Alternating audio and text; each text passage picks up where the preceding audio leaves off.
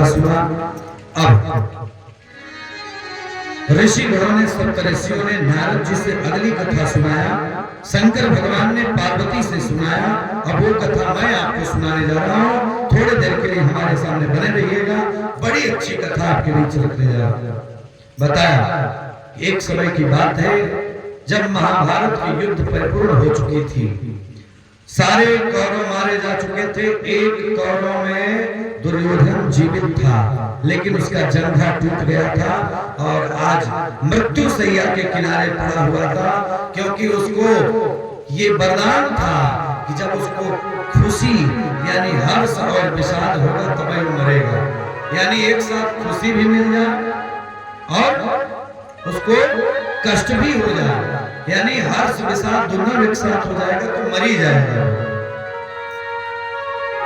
आज दुर्योधन शेष मृत अवस्था होने से पूर्व बैठा हुआ रो रहा है और आज गुरुपुत्र द्रोणाचार्य का पुत्र अश्वत्थामा आया, जो दुर्योधन का परम मित्र है। ध्यान से आप लोग सुनिएगा थोड़े देर के लिए मात्र। बताया कि दुर्योधन का मित्र अश्वत्थामा जो गुरु द्रोणाचार्य का पुत्र है आया और कहा, मित्र तुम आज रो क्यों रहे हो? अभी तो चिंता न करो, ये महाभारत की युद्ध अभी समाप्त नहीं हुई, अभी तुम्हारा ये मित्र अश्वत्थामा जीवित है।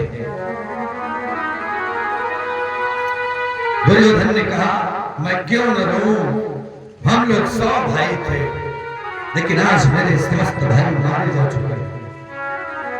पांडव 5 भाई हैं, 5 में से एक भी नहीं मरा, तो रहूं ना तो क्या आनंद लो? तो मित्र हो, मित्र का मतलब होता है कि अपना मित्र कोई कष्ट में हो तो उसको तत्काल उससे निकालो।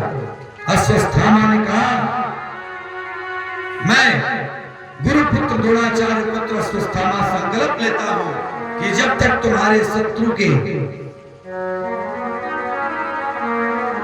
परिवार से 5 भाइयों में से अगर 5 को नहीं जीवित मार दिया, मृत्यु दंड उतार दिया, तो मैं भी द्रोणाचार्य का पुत्र नहीं, संकल्प ले लिया। ध्यान से सुनिएगा प्यारे, ये कथा आपको जल्दी नहीं मिलेगी। द्रोणाचार्य जी का पुत्र अश्वत्थामा निश्चित किया। आज दुर्योधन प्रसन्न हो गया, गया कहा, यहाँ तो पांडव सोच चुके थे कि हम लोग तो जीत चुके और सारी युद्ध समाप्त हो गई महाभारत की कुरुक्षेत्र में। और भगवान की सारी महिमा देखिए, कृष्ण भगवान ने सारे पांडवों को लिया और आज कहे कि चलो हम लोग देशाटन के लिए चलते हैं, क्योंकि अब युद्ध समाप्त हो गई, दुर्योधन कुछ कर नहीं सकता, उसका तो जंघे टूट गया, समाप्त हो चुका है, वो किसी दिन वो भी मर ही जाएगा। सब भगवान करते हैं, भगवान को पता था उसको हर्ष और विषाद होगा तो वही मरेगा। आज 5 भाइयों पांडवों को लेकर भगवान चले गए और जहां पांडव सोते थे, जिस शिविर में 5 भाई सोते थे, आज 5 भाइयों के पुत्र उस जगह पर सो गए। भगवान ने कहा कि आज हम अपने इन पांडवों को लेके जा रहे हैं, जो पांडवों के 5 पुत्र हैं, पांडव जैसे ही हैं, दिखने में वैसे ही हैं, इनको एक जगह सुला दो, क्योंकि ये पांडव की तरह लगते हैं। भगवान ने कहा, हुआ क्या, पांडव के समस्त 5 पुत्र सो गए। रात्रि का समय था, 12 बज रहा था और सोते समय अश्वत्थामा गया, धारदार हथियार लिया, तलवार से 5 पांडवों के पुत्रों को बारी बारी से मस्तक को काट लिया और काट कर एक जगह लिया और ले जाकर के दुर्योधन के सामने रख दिया। दुर्योधन ने जब ही देखा, दुर्योधन ने जब ही देखा, दुर्योधन के जहां पर था उस जगह से उसको लगा कि जमीन खिसक गई। क्यों? रोने लगा दुर्योधन। कहा, है मित्र, तुम मित्र हो, गुरुपुत्र हो, लेकिन तूने तो आज अत्याचार ही अत्याचार कर दिया। मेरे भाइयों से हमारी लड़ाई थी, उनके पुत्रों से मेरी लड़ाई नहीं थी, क्योंकि भाई भाई लड़ सकता है, लेकिन बेटा अर्थात बेटे से हमारी लड़ाई नहीं थी। फिर भी मैं ये सोच रहा था कि सारे कौरव मारे गए, पांडवों में से वो सब जीवित रहते आज तो कम से कम मेरा वंश परंपरा चलता। लेकिन तूने तो मित्र बहुत गलत किया। हर्ष इस बात का उसको हुआ कि चलो पांडव मारे गए, विषाद यानी कष्ट हो गया कि मेरे आज पुत्र अर्थात पांडवों के पुत्र हमारे वंशज हैं वो भी मारे गए। दुर्योधन ने तत्काल अपने देह का परित्याग कर दिया, समाप्त हो गई, देह समाप्त हो गया, क्योंकि सब प्रभु की कृपा है। जो आया है उसे जाना है। दुर्योधन आज मारा गया, समाप्त हो गया। यहाँ केशव कृष्ण के साथ पांचों भाई साथ में है। जब ही अर्जुन को पता चला, भीम को पता चला, नकुल सहदेव युधिष्ठिर को पता चला कि मेरे पुत्रों की आज हत्या हो चुकी है और उसको मारने वाला कोई दूसरा नहीं गुरुपुत्र है, और कौन? स्वयं अश्वत्थामा। अर्जुन ने संकल्प किया कि मैं शाम होते होते अगर मैं पांडु पुत्र अर्जुन हूं तो मैं शाम होते होते अश्वत्थामा को द्रौपदी के चरणों में नहीं लाया तो मैं भी पांडव का पुत्र नहीं, पांडु पुत्र नहीं। अर्जुन ने जब ही संकल्प लिया चल दिए खोजने के लिए केशव कृष्ण मुरारी। आज महिमा देखिए, और ले जाकर के शाम होने से ही पहले अर्जुन आज अश्वत्थामा के केश को पकड़कर उसके दुपट्टे से अंग वस्त्र से शरीर को बांध करके ले जाते हैं जहां पांडवों का शिविर है। उसके सामने विराजमान द्रौपदी रो रही थी। सोचिए, जिसके 5 पुत्र मारे गए हैं, 5 पुत्र, एक दो नहीं, 5 पुत्र मारे गए। उसने जानते हैं क्या कहा? विचार करिए। देख रही है द्रौपदी कि हमारे गुरु का पुत्र अश्वत्थामा बांध के आ रहा है। अर्जुन ने कहा कि ये द्रौपदी, ये तुम्हारे पुत्रों का हत्यारा है, जो चाहो कर दो। बारे द्रौपदी, क्यों शास्त्रों में कहा जाता है कि पंच कन्याओं का नाम जो स्त्रियां लेंगी सदा सौभाग्यशाली होंगी? कौन कौन? अहिल्या, द्रौपदी, कुंती, मंदोदरी और तारा। यह पंच कन्या स्मृत नित्यम महापाप विनश्यति। जिसके ऊपर ग्रह दोष हो वो इस नाम को ले लेगा, कल्याण हो जाएगा। द्रौपदी ने कहा मुच्यता मुच्यता ऐसा। हे प्रभु, हे अर्जुन, हे मेरे स्वामी, आप छोड़ दो, छोड़ दो। मुच्यताम मुच्यताम ऐसा ब्राह्मणाम नियताम गुरु। ये हमारे और आपके गुरु के पुत्र का लड़का है, ब्राह्मण है, और इसको आप छोड़ दीजिए। अर्जुन ने कहा कैसी बात करती हो देवी, तुम्हारे 5 पुत्रों को इसने मारा। लेकिन द्रौपदी जी कहती हैं मुच्यताम ऐसा, ये तुम्हारे गुरु का पुत्र है। गुरु का पुत्र भाई समान होता है, भाई को मारने का अधिकार नहीं है, वो भी ये बिरादरी में भी ब्राह्मण है, मत मारो। अर्जुन ने कहा हे केशव, हे कृष्ण, बताओ क्या करना चाहिए? भीम ने कहा कि अर्जुन, तुम बार बार यही गलती करते हो। कोई दुष्ट दुरात्मा हमारे पुत्रों को मार के समाप्त कर दिया, अभी भी तुम संधि की बात करते हो। दुर्योधन ने कहा था कि सुई की नोक के बराबर बिना युद्ध के मैं जमीन नहीं दूंगा, सो मारा गया। अब ये गुरु का पुत्र हो, किसी का पुत्र हो, जो गलती करता है तो गलती क्षमा की योग्य नहीं है। कृष्ण भगवान से द्रौपदी ने पूछा हे केशव, हे मेरे नाथ, मेरे भैया, तुम ही बताओ करना क्या चाहिए? भगवान कृष्ण ने पहले कहा कि देखो, मृत्यु देने वाला जो होता है सिर्फ भगवान है, उससे बड़ा कोई नहीं। तुम्हारे पुत्रों के लिए लिखा गया था कि तुम्हारे पुत्र मारे जाएंगे, इसलिए तुम्हारा पुत्र मरा, क्योंकि जन्म और मरण पहले से निर्धारित होता है। तो इसलिए मुच्यता एक शास्त्र तो कहता है कि ये ब्राह्मण का पुत्र है, तुम्हारे गुरु का पुत्र, इसको मत मारो। लेकिन एक तरफ यह भी है कि अगर कोई इस तरीके का कार्य करे, चाहे कोई भी हो, उसको मृत्युदंड उतार ही देना चाहिए। क्योंकि सत्य अभिमान को सर्जना चाहिए, भ्रष्ट अभिमान को वर्जना चाहिए। अमान रहा ना बकरियों कहीं काम है, सिंह को तो सदा गर्जना चाहिए। तो हे अर्जुन, मृत्युदंड उतार दो, लेकिन प्यारे ब्राह्मण को मृत्युदंड देने से अच्छा है कि इसका अपमान कर दो। किसी ब्राह्मण को मारने से अच्छा है, शास्त्र कहता है कि उसका अपमान कर दो। अपमान कर दिए तो वो जीते जी बेचारा मर गया। अगर पंडित है, उसका कोई अपमान कर दिया तो जीते जी वो मर गया। भगवान ने कहा, भीम को गुस्सा आई, तत्काल जो अश्वत्थामा की मणि थी, मणि को निकाल लिया अश्वत्थामा के, और जीते जी मरते समान हो गया। क्योंकि जन्म से ही द्रोणाचार्य का पुत्र अश्वत्थामा मणि लेके पैदा हुआ था। आज निकाल लिया और छोड़ दिया कि जाओ, तुम गुरु पुत्र हो, इसलिए तुमको हम लोग छोड़ देते हैं। बारे शास्त्र, बारे हमारे भारतवर्ष की स्त्रियां,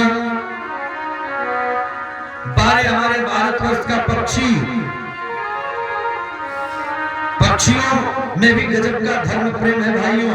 आपने देखा कि सुखदेव जी जो सुन रहा था, पूरी भागवत की कथा सुन लिया, और राम की कथा में त्रेता युग में सीता की रक्षा करने के लिए जब सीता ने सबको पुकारा, जब रावण हर के ले जा रहा था, सीता ने सबको पुकारा, भैया बचा लो। कोई तो रहा होगा लेकिन कोई नहीं बचाया। प्यारे, जब मनुष्य सामने नहीं आता है ना, तो हमारे भारतवर्ष का पक्षी भी अपना काम कर जाता है। एक समय था प्यारे, एक समय था, इन स्त्रियों की रक्षा में हमारे भारतवर्ष का सबसे खराब पक्षी कहा जाने वाला गिद्ध, जो गिद्ध मांस को नोच नोच के खाता था प्यारे, वो गिद्ध अपने भारत की बेटी के लिए उस रावण से टक्कर ले लिया, जिस रावण के सामने ब्रह्मा विष्णु महेश सब आकर के वायु देवता झाड़ू पोछा लगाते थे। रावण के घर में वेद का पाठ कर देता था तो शंकर नाचने लगते थे। और इतना ही नहीं, इंद्र सामने आके हाथ जोड़कर दरबारी बन जाते थे।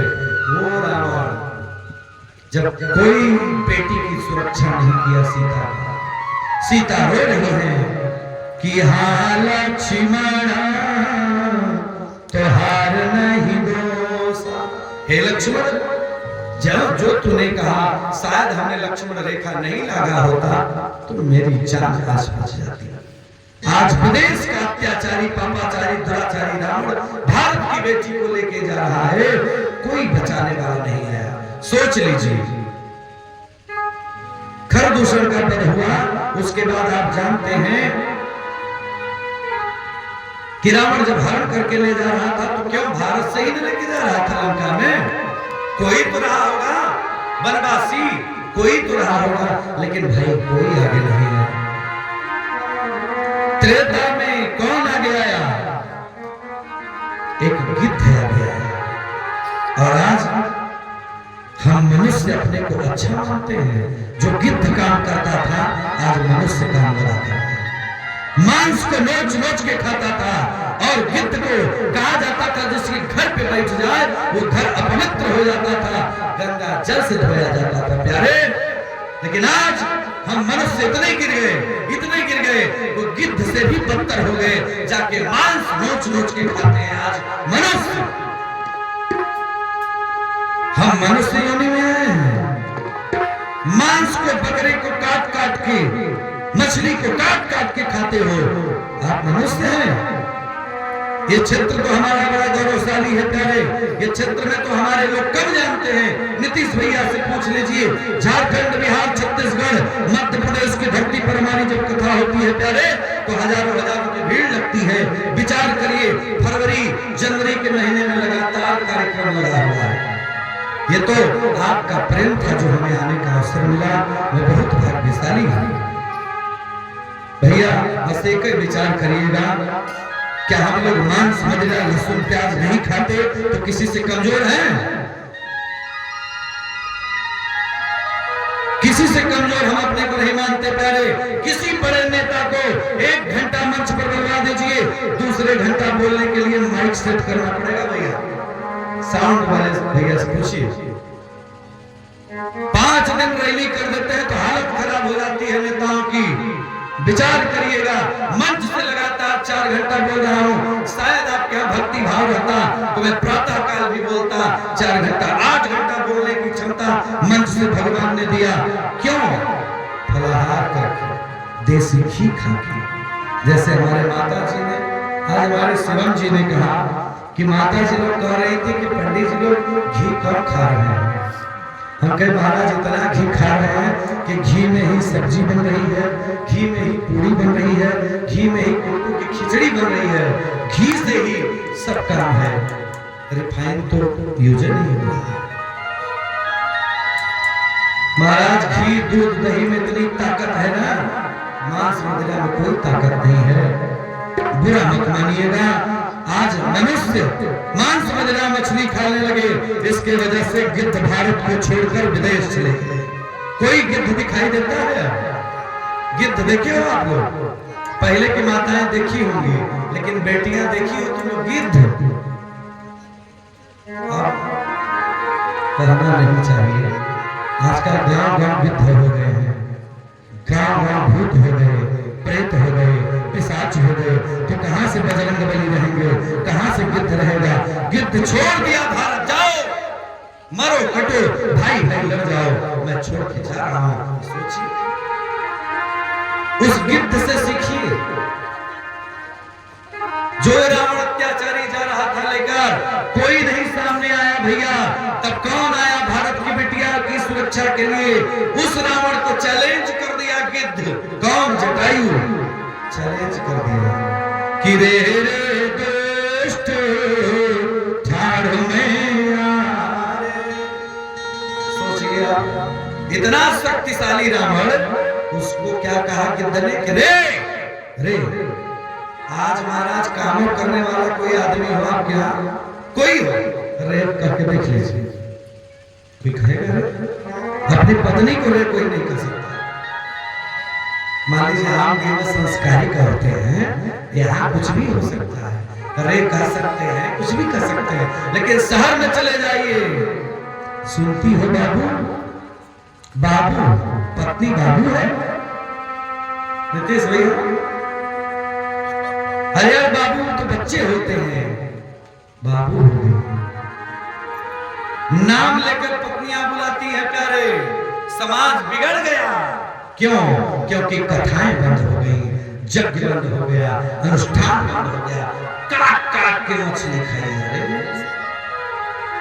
विचार करिए, मैं निवेदन करना चाहता हूं भैया, खाना ये है तो गौ सेवा करो। 33 कोटि देवता गौ में पाए जाते हैं। दूध खाओ, दही खाओ, पवित्र चीज खाओ, फल खाओ, कल्याण हो जाएगा गांववासियों, नहीं तो कल्याण नहीं होगा। एक न एक दिन, आज 40 साल की उम्र में सबको रोग क्यों हो जा रहा है? कारण क्या है? हम लोग इतना व्यस्त हो गए कि हम लोग समझ नहीं पाते। बुरा मत मानिएगा, संबंध 14-15 साल का इस गांव से है, इसलिए मैं कुछ बोल देता हूँ। सभी से क्षमा प्रार्थी हूँ।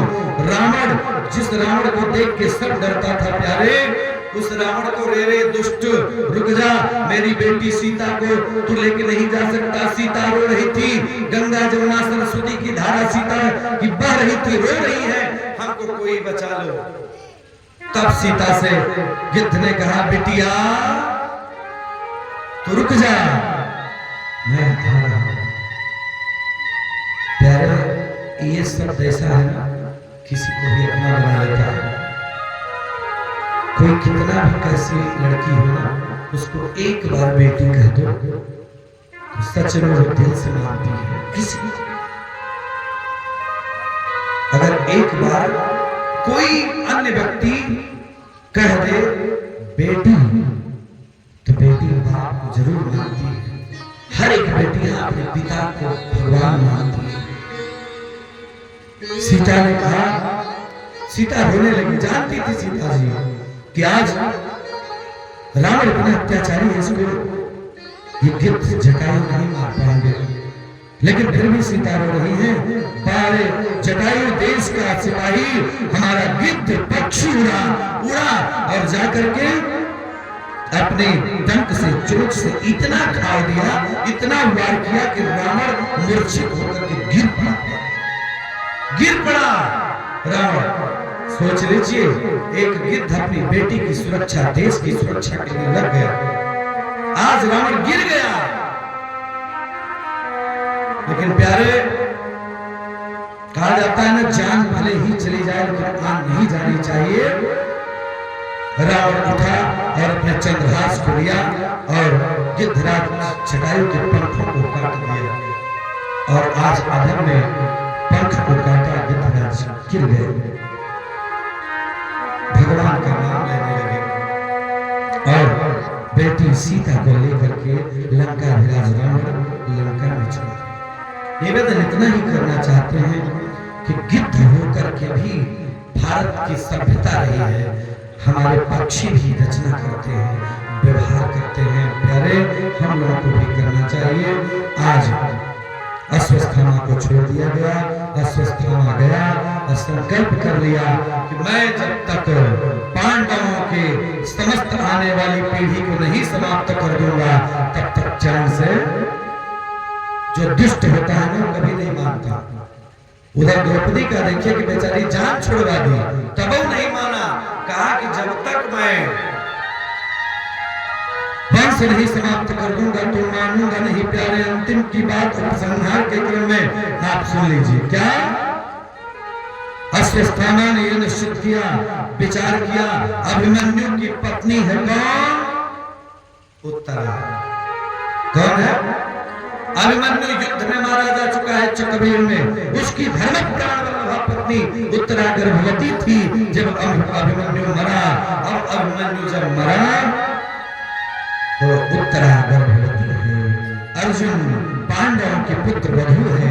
हुआ क्या, सारे पांडव के पुत्र तो मार दिया था अश्वत्थामा। अब अश्वत्थामा जानता था कि उत्तरा के गर्भ में एक बेटा पल रहा है, अगर एक बेटा को मैं समाप्त कर दिया तो पांडव कौरव की सारी सृष्टि ही समाप्त हो जाएगी। लेकिन प्यारे, जो भगवान का भक्त होता है, भगवान सदा सुरक्षा करते हैं। आज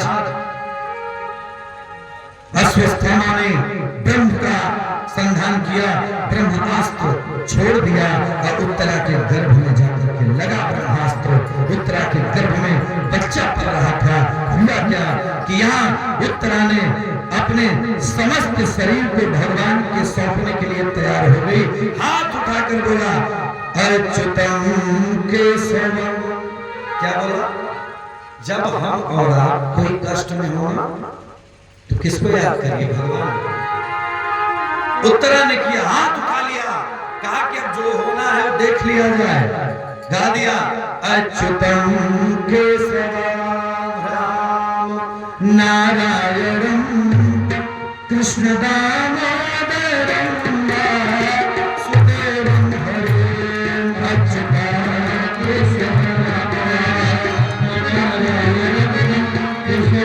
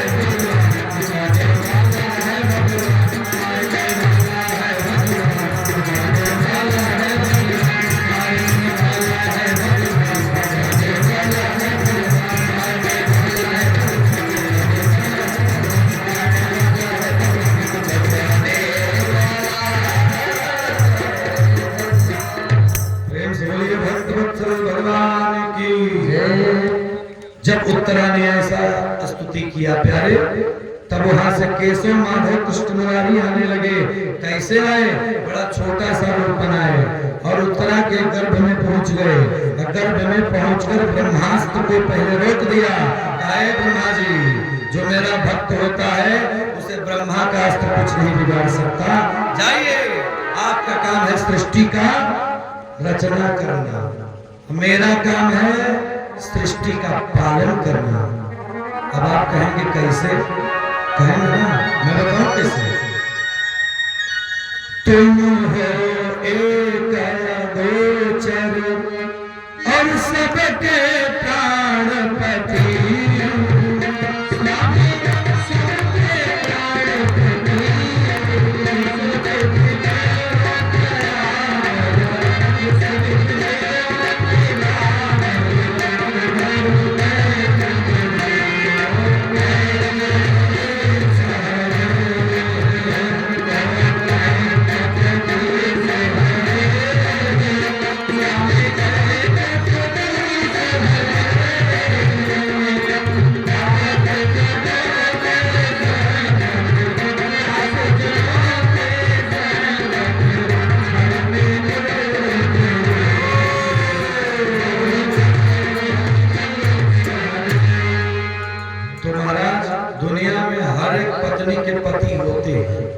लेकिन जो सारे लोगों के आदमी, पुरुष, पति, पत्नी, बच्चा, बिटिया, जोगी, भोगी, भोगी, सोगी, जो भी है, सबका कोई पति है। आपके भी पति, हमारे भी पति, इनके भी पति, आपके भी पति, आपके भी पति। वो कौन है? बोलिए। सबके प्राण पति। इस दुनिया में पति पत्नी का रिश्ता होता है केवल, अब प्राण पति अगर हो जाए तो वो सबसे श्रेष्ठ है। तो ये प्राण पति बैठा हुआ है, इससे बड़ा कोई पति दुनिया में नहीं। पहले एक सभापति होते थे ना? लेकिन ये प्राण पति से बड़ा कोई पति इस दुनिया में नहीं है। तो कुछ कहना है प्यारे तो भगवान से कहो, मंदिर में कहो, धर्म में कहो, सनातन धर्म में कहो, सब पूरा होगा। उत्तरा के गर्भ में जाकर के शिशु जो था, बच्चा जो था, ब्रह्मास्त्र से भगवान ने रक्षा किया और भगवान ने पूरी जो भी जानकारी संसार की होती है उस बच्चे को दे दिया गर्भ में। क्योंकि एक सच्चा संस्कारिक बेटी और बेटा पैदा तभी होता है जब गर्भ में बच्चा रहता है। आप धर्म करते हो, सत्यनारायण की कथा करते हो, पति की सेवा करते हो, सास की सेवा करते हो। अच्छा, कितनी माताएं हैं जो अपने सासू मां के चरण को दबाती हैं? आपके गांव में तो दबाती है माता जी। आपकी बहू लोग बहुत बढ़िया है, सही बता।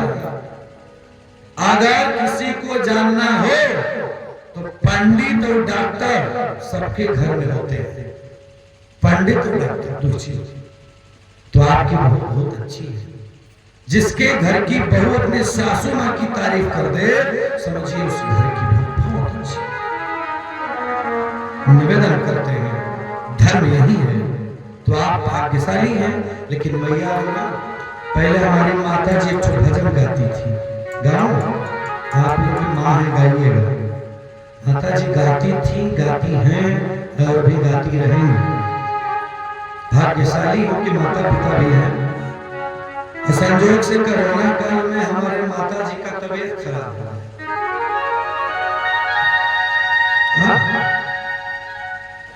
हमने कहा मृत्युंजय मंत्र का जाप हुआ।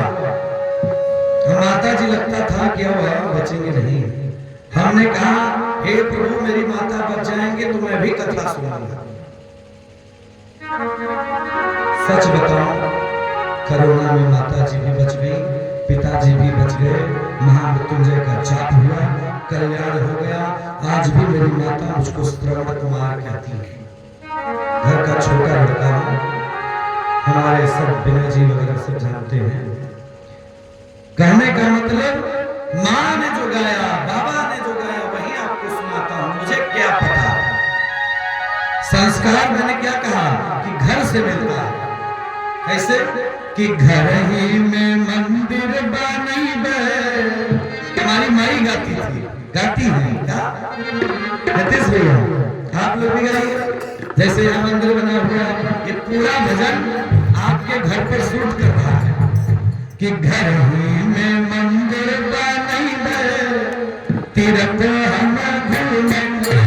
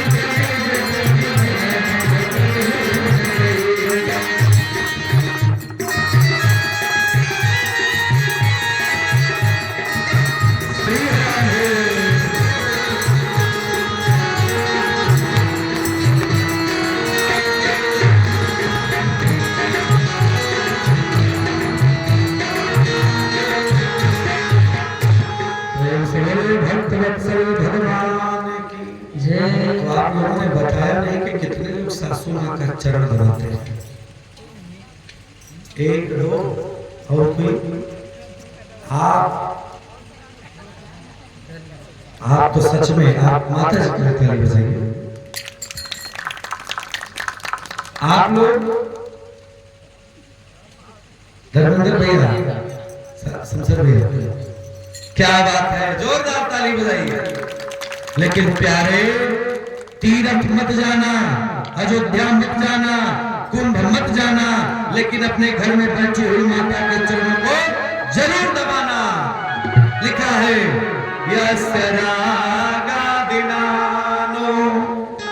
ये आवाज जहां तक जा रही हो, ये सब लोग सुने।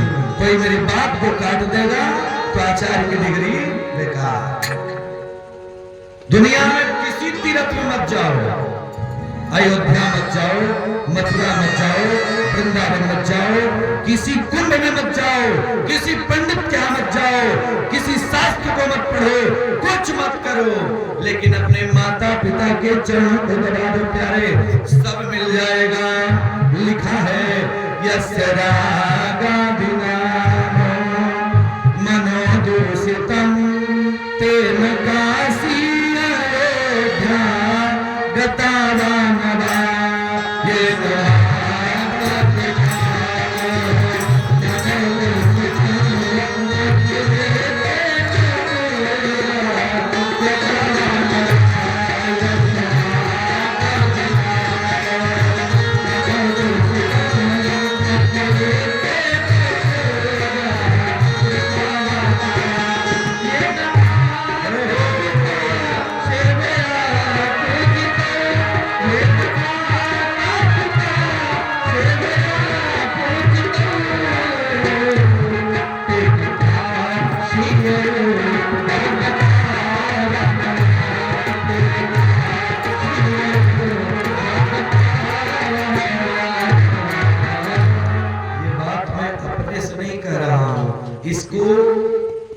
विज्ञान भी मानता है।